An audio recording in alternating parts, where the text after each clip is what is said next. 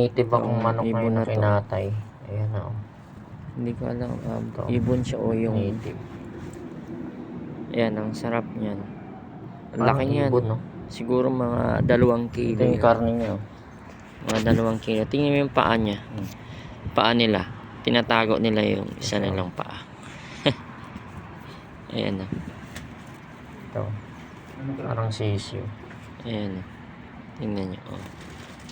Di ba? Ayos. Tinatago. Hinahunting yan sila eh. Mababait pala. Pero masarap. Nakakain na ako niyan. Para lang ano siya, manok. Mas malasa pa kaysa sa manok. Sobrang sarap niyan. Ayan o.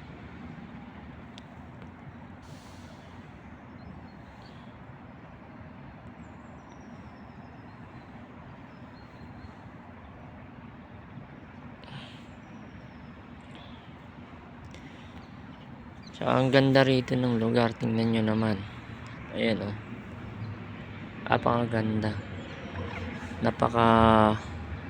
Kung dito ka nakatira o parang nako, sarap mag-iyaw dyan sa may gilid ng bahay o.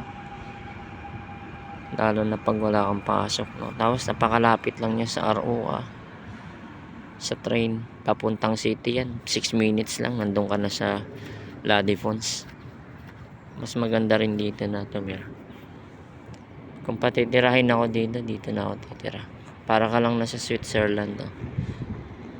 Ang lamig pa dito, mas malamig dito. Mas malamig dito kaysa sa ano, dun sa city. Kasi dito open, oh.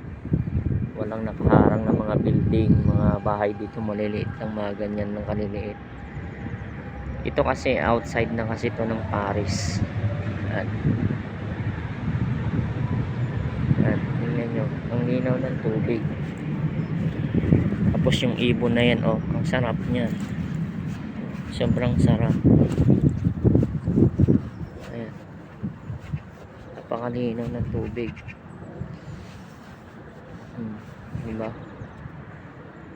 Yung mga ibon din nalalamig, oh. Kaya pag kinain mo yung ibon na yan, oh, ano yan eh, parang duck bird yata yan. Ano yan, napakalasa niya, napakasarap, napakasarap talaga, sobra. Ayan, tapos yung bahay dyan, no? Sarap mag-ihaw-ihaw dyan, no? Tapos kasama yung mga barkada, naku, ang sarap niyan. Sama mo yung mga anak mo, asawa mo, kapatid mo, ang sarap nandyan, no? Nakakamiss pag mga ganun, diba? Napakasarap. Oh. Hinihintay ko nga pala yung si Kuya Mac. Shout out kay Kuya Mac. Maraming salamat. At madadagdagan yung aking trabaho. Shout out. Ayan ang ibon, oh, tumatago sila, oh. Tingnan nyo yung ibon. Ang sarap niyan. Tinatago ng ulo nila. Tapos yung paa nila nakatago din yung isa. Ang galing ibon na to, eh. Kaya masarap siya, eh. Oh. Inaano yan, hinanting. Alam nyo ba kung magkanong kilo niyan dito? Nakita ko dun sa market. Nasa ano siya, 30 yata, 30 plus yung 1 kilo, eh halos tingnan mo, 1.5 kilo yan siguro, 2 kilo mas malaki.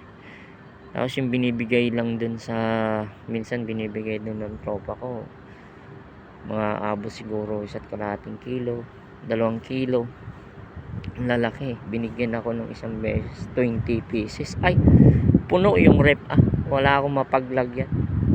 Galit yung mga kasama ko, bakit ko daw pinuno yung rep. Sa sunod daw, huwag na akong tumanggap. Kasi wala na to. Walagyan yung ref nila. So baka nandito na yung kasama ko, no? Tapos pag baba mo dyan sa ROA, may sasakyan ka pang bus. Napakalapit lang. Ayan.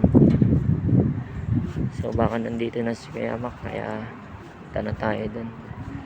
So follow nyo rin guys ang aking Facebook page tsaka yung aking YouTube channel. Paki-subscribe na lang.